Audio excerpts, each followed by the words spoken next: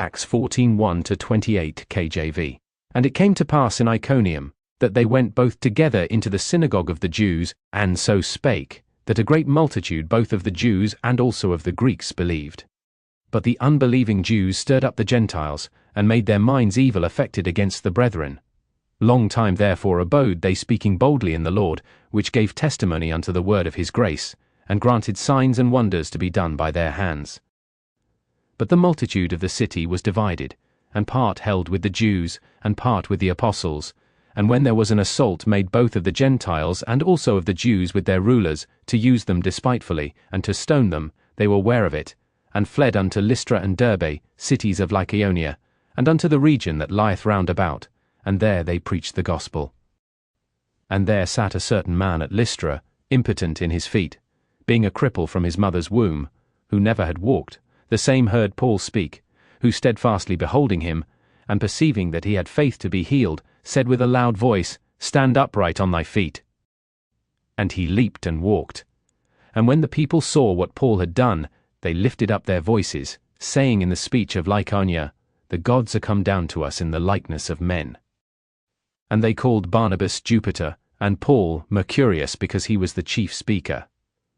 Then the priest of Jupiter, which was before their city, brought oxen and garlands unto the gates, and would have done sacrifice with the people.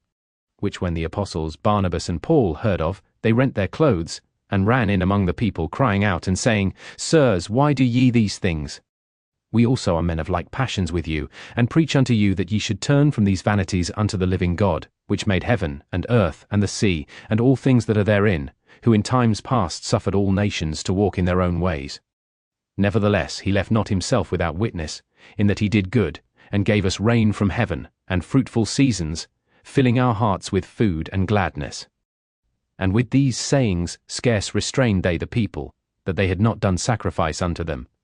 And there came thither certain Jews from Antioch and Iconium, who persuaded the people, and having stoned Paul, drew him out of the city, supposing he had been dead. Howbeit, as the disciples stood round about him, he rose up and came into the city, and the next day he departed with Barnabas to Derbe. And when they had preached the gospel to that city, and had taught many, they returned again to Lystra, and to Iconium, and Antioch, confirming the souls of the disciples, and exhorting them to continue in the faith, and that we must through much tribulation enter into the kingdom of God. And when they had ordained them elders in every church, and had prayed with fasting, they commended them to the Lord, on whom they believed. And after they had passed throughout Pisidia, they came to Pamphylia. And when they had preached the word in Perga, they went down into Italia, and thence sailed to Antioch, from whence they had been recommended to the grace of God for the work which they fulfilled.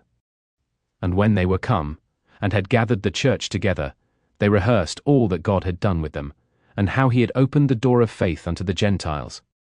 And there they abode long time with the disciples.